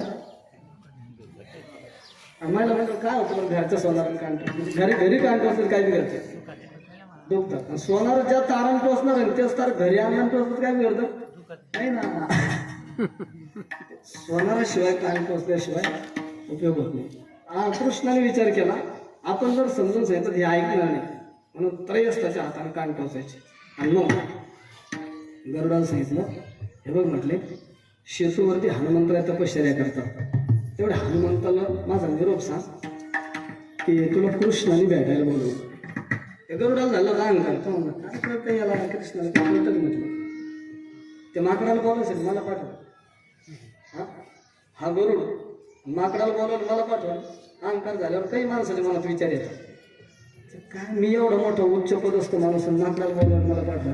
आमच्या देवाला काही कळत नाही. म्हणजे नोकराला मालकाविषयी कधी कधी असा आज मानतो. आणि म्हटलं आता काय करता, नाविलाज आहे, जावंच लागणार आहे म्हणून तो निघाला. आणि गेल्यानंतर अहंकारी माणूस ते पार गेला आणि त्या हनुमंताच्या कानाजवळ जाऊन, अय माकडा, भाषा तरी कळायला पाहिजे कशी वाटत, अय माकडा, आता तुला कृष्ण भेटायला बोलव, द्वारकेचा राजा कृष्ण तुला भेटायला बोलवतो.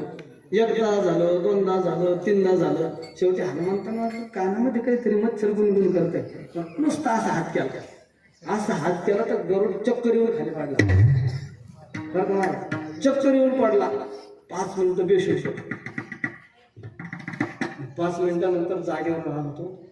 तो म्हणला, बापरे, मी त्या माकडाला सामान्य समजत होतो, नुसतं असं केलं तुम्ही 5 मिनिटं बेशुद्ध पडलं, तर जोरात जर वाजवली असती जागेवर तर धामून बरं म्हणून. आणि मग गरुड कसं तरी प्राण वाचून वापस आला. आल्यानंतर भडाकला तो कोण मालकावर, कृष्ण म्हणजे, देवा तुला जर मला मारायचं होतं इथंच डोक्यात दगड टाकायचं माझ्या, तिथं कशाला पाठील त्या माकडाकडं. अरे बरं झालं मी जगलो, कचरती लागली अशी साधारण जागेवर मेलो असतो. त्या भगवान श्रीकृष्ण आहे तो चतुरातो शिरोमणी सांगायचं, एक काम करणार त्यानंतर मारला एक परत जाईल. आपण तर जाऊ शकत नाही, पुन्हा नाही जाणार नाही. तुझ्या प्राणाची जबाबदारी माझ्या, तुझ्या केसाला धक्का माझ्या जीवाला धक्का. फक्त जा आणि जाऊन एवढं सांग, तुला अयोध्येचा राजा राम भेटीसाठी बोलवतो पण दर्शनासाठी बोलवतो. याला पहिला अनुभव गेलो, हे विचार करू लागलो. मी पहिला निरोप सांगितला त्यावेळेस जर तो आला असता तर मी कृष्णाला भेटवला असता. आता जर निरोप सांगितला ते जर नसलं तर आलोच, राम कुठून दाखवेल. आणि नाही रामला गेला तर त्याच्या हाताच्या शेजारी गदा पडलेली होती. पहिल्याच फक्त असं केलं, दुसरं असं गदा डोक्यात टाकली. पण काय करता, इकडं मालकाचा आदेश आहे. निघलो 5 किलोमीटर लांब थांबलो. किती? शेतूपासून 5 किलोमीटर, जिथं हनुमंत बसलो होते तिथून 5 किलोमीटर लांब. आणि तिथूनच आवाज दिला, अय हनुमंता, तुला अयोध्येचा राजा राम भेटायला तयारीतच होत वापस पळायला. म्हणजे आवाज देतोय तिकडं आणि पळायची तयारी इकडं, सगळं असं तयारीतच. तुला अयोध्येचा राजा राम भेटायला बोलवतो म्हणायच्या आज हे पळायला सुटलं. हनुमंतानं हा आवाज 5 किलोमीटरवरून ऐकला. हे एवढं आवडीचं जीवन आहे हनुमंतरायाला. रामप्रभू महाराज, हनुमंताला एवढा आनंद झाला, शेपटीचा याडाच टाकला गरुड. असं पटकन जवळ आला. गरुड तर थरथर थरथर कापत होता. 5 गेले, 10 गेले, 5 राहिले, 10 गेले, काय म्हणते सगळे इंद्रिय गेले, यात्रा झाली. 1 नंबर 2 नंबर सगळं सुटलं. गरुड घाबरू लागला, थरथर कापू लागला. आणि मग ते हनुमंतरायाने शेपटीच्या माध्यमातून जवळ आणलं, हातावरती घेतलं एका, वरून दुसरा हात फिरवायला लागला. अरे माझ्या प्रभूचा निरोप तुम्हाला देतोय, हा एवढी आनंदाची बातमी सांगून पळून जातोय घाबरून. घाबरायचं काय कारण आहे? चल मी तुझ्या सोबत येतोय, बस माझ्या खांद्यात. माझ्या प्रभूची भेट येतो. आणखी चढतर घाबरा, आता याला रांग घेऊन टाकतो. पण चला म्हटलं नावीलाच आहे, जावं लागणार आहे. अयोध्येच्या जवळ आलेले आहे. अयोध्येमध्ये म्हणजे कुठे? द्वारकेमध्ये प्रवेश केला. भगवान श्रीकृष्ण परमात्म्याने बलराम दादाला सांगितलं, हनुमंतराय येत आहेत, त्याला भेटायचं. हे दोघं भाऊ आहेत त्या वेशामध्ये पुढे आले. आणि मग सत्यभामाला सांगितलं, हनुमंतराय येत आहेत. त्याच्या पुढे सीता होऊन आला ना तुला आता. ती म्हटली, इतक्या लवकर? मला ब्युटी पार्लरमधून मेकअप करून यायला 2-3 तास लागते. तुम्ही आता एवढे आता सांगितलं कसं शक्य ते? मला थोडा टाइम द्या. तिनं 10 तास ब्युटी पार्लरवाले एकदाच बोलली. आणि नटून थकून आली. हे 3 जण पुढं आले. हनुमंतरायाने दर्शन घेतलं प्रभू रामचंद्राचं, भैया लखनजीचं. आणि सांगितलं, प्रभूजी हमारी माताजी कहाँ आहे? आमची माताश्री कुठे आहे? आपण तर तिला युद्धातून सोडून आणलं होतं, रावणाच्या ताब्यातून सोडून आणलं. आता कुठे आमच्या मातोश्री? सत्य भांगाला काही सांगायची गरज पडली असेल. सत्यभामा जागेच लागली. लाजिनली रूपमय पालटिता. आणि मग म्हणले तू सीतेची बरोबरी नाही करू शकत. म्हणजे मग सीताची बरोबरी कोण करू शकतं? रुक्मिणी आई साहेबांना सांगितलं या पुढं. त्यांनी काही नाही होतं, डोक्यावरचा पदर थोडा पुढं वाढला आणि पुढं आल्या. हनुमंताने सीता म्हणून दर्शन घेतलं. माझा मुद्दा हा होता, प्रभूची भेट आपल्याला कोणत्याही रूपामध्ये हो. द्यायचं असेल तर प्रभू दिले पाहिजे आणि घ्यायचं असेल तर प्रभू घेतले पाहिजे. हा, आपली सेवा समाप्त होत आहे. झालेली सेवा भगवान परमात्म्याच्या चरणी समर्पित करायची आहे. ज्ञानेश्वर माऊलींचं भजन होईल, शेवटी भैरवी होईल, कार्यक्रम समाप्त होईल. ज्ञानेश्वर माऊली